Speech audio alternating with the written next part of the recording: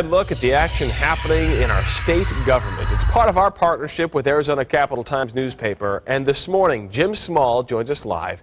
Jim, let's talk about the race for Senator Jon Kyl's seat. It looked like it was going to be a somewhat boring race, but all of a sudden, things have changed. What's going on? Yeah, we got an announcement on Friday that a wealthy Mesa businessman and investor named Will Cardin is going to challenge Jeff Flake. He's going to basically try to run to the right of someone who is, in many people's eyes, one of the most conservative lawmakers in Congress. He already kind of started. We got a little bit of a sneak peek, I think, as to where he's going to go after Jeff Flake, and that's specifically on immigration issues.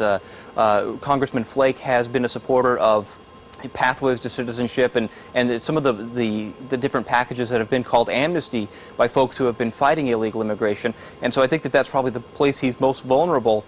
And that's where we saw Will Cardin really come out and initially try to separate himself and show, hey, look, here's where I'm different than this guy. Okay, and I have Will Cardin's webpage up on my computer if you guys want to show that. But here's the problem. A lot of people, Jim, might not recognize him. A lot of people might not recognize his name. And on top of that, he's a known supporter of Flake, which is an interesting position here. Yeah, he is. You know, I mean, we went through his campaign finance donations. We saw he gave about $9,000 in recent years. As recently as March, he was on a host committee for a fundraiser that brought Louisiana Governor Bobby Jindal to Arizona to help raise money for Flake.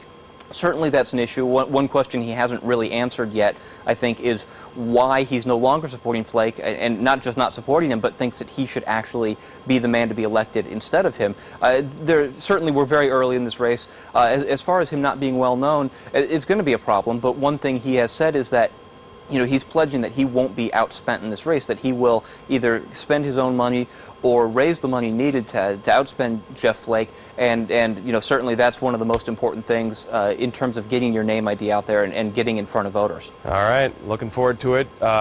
Political reporter Jim Small with Arizona Capital Times, thank you for joining us. And to find out why Jim says he feels like a pig in slop when it comes to politics right now, you got to jump on abc15.com and read his blog. It's on our front page as I speak.